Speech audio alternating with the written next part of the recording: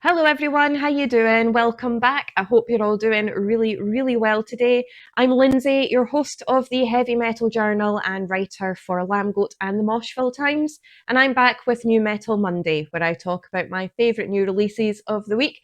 And this week has been absolutely stacked with amazing releases, and the rest of April is looking to be exactly the same. It's going to be an absolutely insane month. But I have 5 brand new albums that I want to talk about this week, and I'm just going to jump straight in. Okay, so the first album I want to talk about this week is Allegaeon with the Ossuary Lens, and this is the 7th studio album from the melodic technical death metal band from the US. Now, I absolutely adored their last album, Damnum, which was released back in 2022. So I had high hopes for this one, and I was not disappointed whatsoever in the slightest. In fact, I would even go as far to say that I loved this album more than I did Damnum, which says a lot because, like I said, I adored that album. Now, I do believe that they've taken a more mature and focused approach on this record, specifically when it comes to the aggression and the harsh melodics, but it does have that element of the progressive technicalities and intricacies throughout. Now, that isn't to say that it's any less technical than their previous records.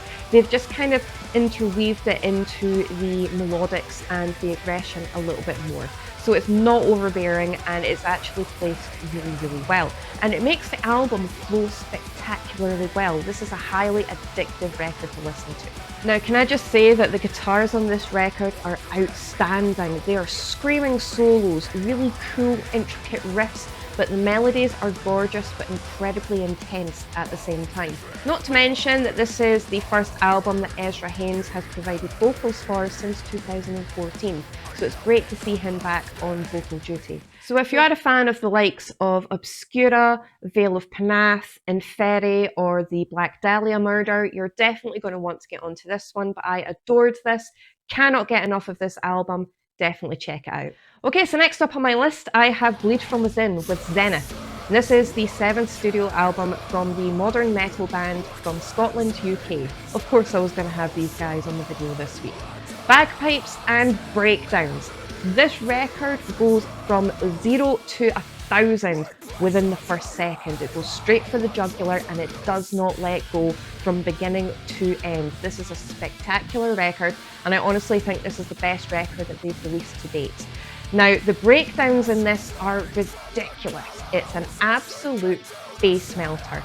You have your screaming solos, you've got your really cool chugging riffs, dense bass lines, ridiculously intense drums, and the vocal style is primarily guttural vocals that have so much power and intensity behind them.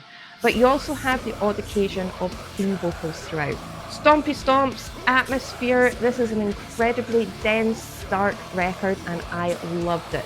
Not to mention that it has special guest spots from none other than Bran Baylor of Mastodon and Josh Middleton of Sylosis. So if you are a fan of the likes of Caliban, Sylosis, Orbit Culture, that kind of sound, this one is definitely for you. Plus that album artwork is absolutely stunning.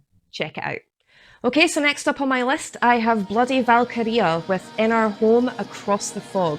And this is the 2nd studio album from the atmospheric melodic black metal band.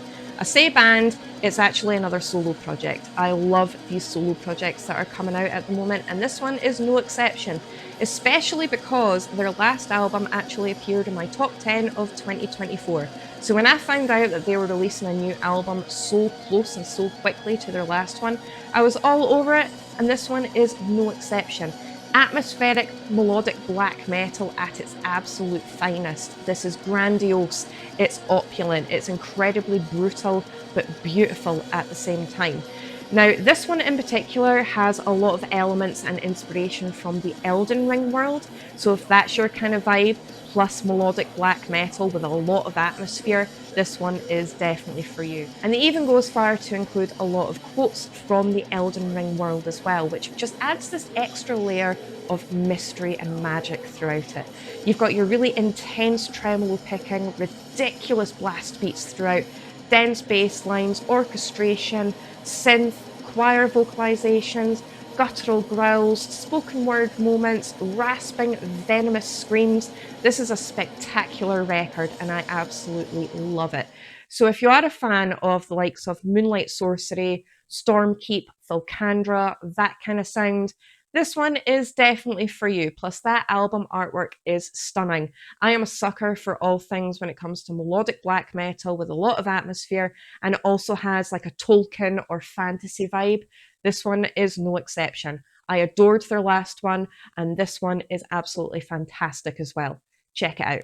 Okay, so next up on my list I have Buried Realm with The Dormant Darkness, and this is the fourth studio album from the melodic technical death metal band from the US. And again, I say band, but it's actually another solo project, so of course I'm all over this, and my god, this album completely blew me away. This passed what I call the kitchen dance test. So if anybody follows me over on Twitter, I put up a post, I think it was just yesterday, where I said, I found an album that has been released this week that has made me dance like an absolute idiot in the kitchen. And if an album does that to me, I'm vibing with it and I cannot stop listening to it. And that album is exactly what happens there. It's incredibly technical, but the melodics are harsh, but they're very prevalent throughout. And I got a little bit of Devin Townsend vibes about it, teamed with melodic technical death metal, and it's absolutely outstanding. It's a really guitar-driven record, so you can expect a lot of really intense riffs, beautiful solos, harsh melodics, and the technicalities are absolutely stunning. Not to mention that this album is full of guest spots and appearances.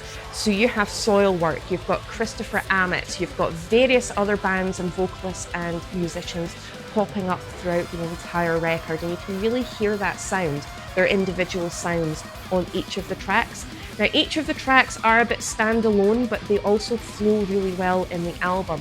And even though there's a lot going on, it doesn't last very long. It's only about 36 minutes long altogether, which makes it a really enjoyable listen. So it's not over the top and it doesn't go on forever at the same time. So if you are a fan of the likes of Devin Townsend, Children of Bodom, Burn Down Eden, the Nephilim album that I recommended a couple of weeks ago, Allegaeon, that kind of sound, this one is definitely for you. But it's very dense on the synths and the orchestration, lots of really cool guitar moments, the melodies are incredible, and it is so ridiculously atmospheric and rousing. Something really grandiose and opulent about this record, but it completely devastates everything. Check it out. Okay, so last up on my list, but certainly by no means least, I have Aldaaron with this one. I'm not going to try and pronounce that because I can't speak French and I will end up butchering it, so I'm just, no, absolutely not, sorry. And this is the fifth studio album from the atmospheric black metal band from France. This record is stunning. Now, we all know by now, if you've been on this channel for more than a couple of minutes, that I love my atmospheric black metal, but I particularly like it when it's really dark, frosty, melancholic, bleak and desolate. And that is exactly what you get from this. The vibe that you get from the album artwork of a really cold, snow-capped mountain peak that's really rugged and violent and incredibly blustery, that is exactly what you get with this kind of black metal, but there's also a lot of beauty behind it. It's incredibly raw, but there's a lot of beautiful aspects to this as well. There's just something really cold and evil about this record, but it's enticing and you can't help but listen to it, and it's absolutely stunning. But the thing that I really like the most about this record is the fact that it's 36 minutes long, but there's only 4 tracks on the record. So each of the tracks is a sprawling soundscape that takes you on this magical yet cold and ferocious journey. So if you are a fan of the likes of Spectral Wound, Immortal, Druk, or even Winterfilleth, this one is definitely for you. But like I said, it's incredibly atmospheric, really cold, really frosty and blustery, but it's beautiful and deeply atmospheric. Definitely check this one out. And that's it for this week's very rambly New Metal Monday. Once again, comment down below to let me know what you think of today's records, and if you have any of your own recommendations, please let me know and I will get them added to my ever-growing list. A special mention to the Rotting Christ live album that was released as well, celebrating their 35th anniversary. Yes, I have listened to that an awful lot. I don't normally recommend live albums, but on this occasion, I decided to break my own rule because I love Rotten Christ. So yes, I have listened to their live album and I absolutely loved it because of course I did. Make sure to follow me on all of my social media platforms. They are all linked in the description box below because I am a lot more active over there. Thank you all so much for your support. I appreciate you all as always, and I will see you very soon in my next video.